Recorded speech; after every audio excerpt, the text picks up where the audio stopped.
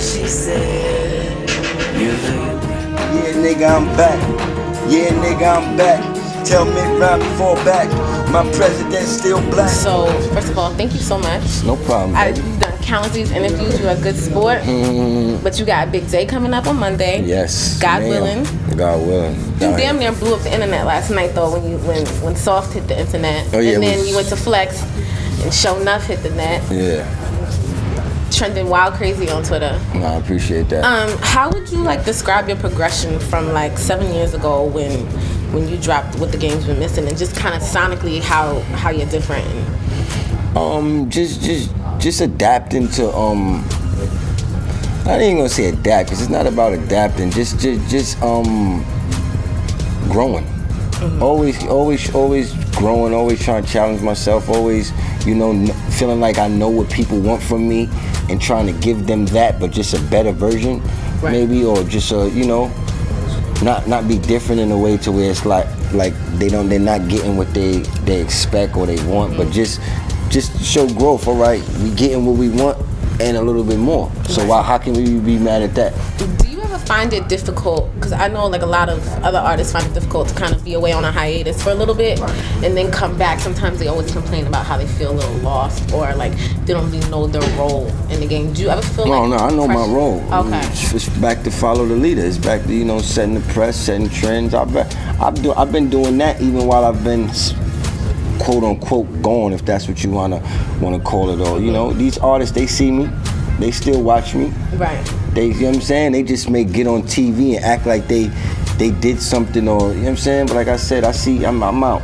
I'm active. You know what I'm saying? My squad is, so they see us. They still, now it just makes it look better because they can, see what I'm doing, then bring it to the light and make it seem like they did this first. Knowing, I just going around watching. I'm just not on TV at the moment, so you put this on TV, it looks like you the first one doing this, knowing damn well you just seen me yesterday, and that's how I was moving. You know what I'm saying? That's all that's going on. These rappers, they see me. You know what I'm saying? They know what it is. They know who the follow is. It's been going on,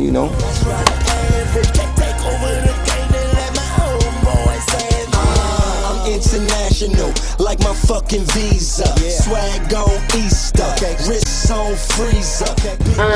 So last year Wayne was talking about I Can't Feel My Face album.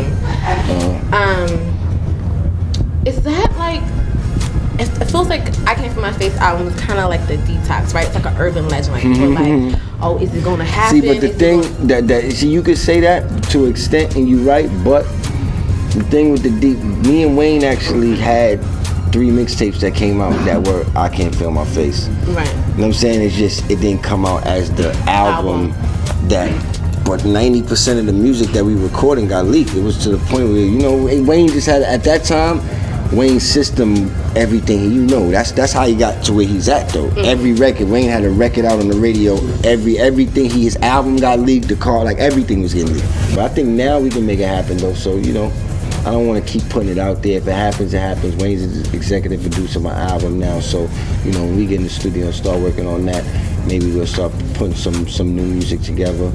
We still have about 10, 15 records that haven't got leaked that people haven't even heard from when we were recording the first set of I Can't Feel My Face records. Maybe tune those up to where they, you know what I'm saying, they're current.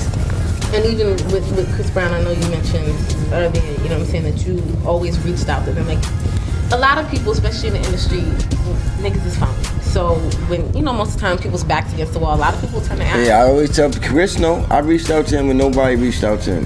When nobody was reaching out to him for the, the Rihanna situation happened. I had the Back to the Crib song. Polo gave me the song.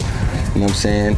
I heard Chris on it. I don't like to do records with people unless I hear them on it. So when I heard the song, I heard Chris on it. I said, I'm not getting nobody else but Chris on the record. Right. Everybody said the same thing to me. Yo, Chris, you crazy? The radio's they not messing with Chris right now. Right. I'm like, Chris, his talent shouldn't be questioned based on what he did was horrible, whatever. But his talent, you can't question the man's talent. Mm-hmm. You dig what I'm saying? Nobody's talent should be questioned on, and I always try to just, now look, I always said, what's going on right now with Chris Brown and Rihanna? Breezy and Breezy got together. Okay, so look, it was a big crazy mess for kind of like for her to come back and, you know, not knocking her, not knocking, but it was kind of like, I don't know, hopefully he learned, maybe she learned. My whole thing is, with that being said, that's a slap in the face to the people. Mm-hmm. And I'm not saying for them to take it no type of way. I'm just like, for all y'all that was bashing Chris or making it seem like, you know, just let people live and learn. If the man gave an apology and you know what I'm saying, don't kick him just because he's down.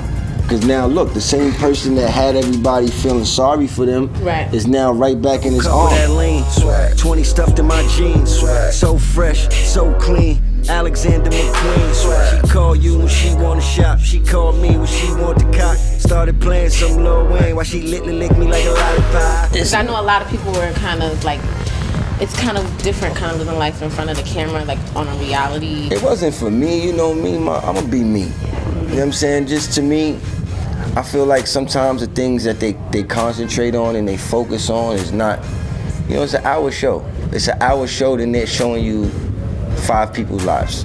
Right. You know what I'm saying?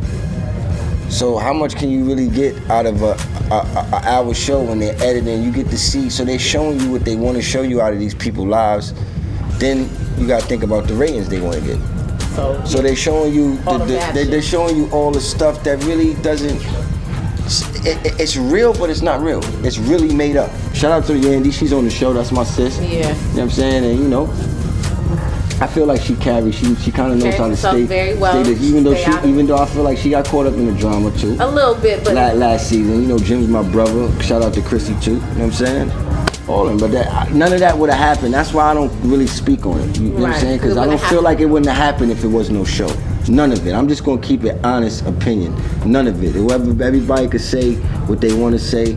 I don't feel like Chrissy and Yandy would have got into no argument. Jim and Yen, nothing. I don't feel like none of it would have been nothing if it was, you know, no cameras there to make that situation pulse. You dig what I'm saying? Or make any situation pulse to where, you know, that's just my opinion. You know, that's why I chose not to carry out with doing a Love and Hip Hop. But you know, it's on TV. You want to watch it, you go watch it, you go support it. It's cool. I wanted to get your perspective on gun control, because I know it's this big thing about, you know, this going on in the States right now, the NRA and the president, all this stuff. What is your perspective on that? I mean, I don't know. I don't know if there's no, you know, real way to like figure it out, and you know what I'm saying. And man. Yeah, it's complicated because like you like I said, you do that to make one thing better, but it's like they gonna have their guns because they got licenses. It's not like whoever got a license, you can't take their license away. Mm-hmm. So they're still gonna have their license. They may go, and they don't carry guns. They may just go do what they do because they're on a mission. Those are people who are on a mission. You can't stop nobody really that's on a mission because it's planned. Everything is sorted out. But then you start picking on these people who just out protecting themselves because you done raised the stakes on now 20 years just for getting caught with a gun. Now a dude that may have had somebody that he knows is trying to kill him, so he just wants this gun solely. He can't get a license, so it's kind of messed up for those kind of people. I don't know, because I live in those type of neighborhoods where I'm around those kind of people who gotta maybe carry guns to protect themselves, and they get put in situations to where it's like they're not trying to hurt nobody, they just don't want to get hurt. And they know that, you know, the cops are not gonna protect them on that level. The cops will be there after. It's a man down, it's a who needs to go to jail now. Hey, what's poppin'? It's your boy Juelz Santana, swag up. You already know I'm chillin' with Global Grind. You know what I mean? I'm always on my global grind, baby.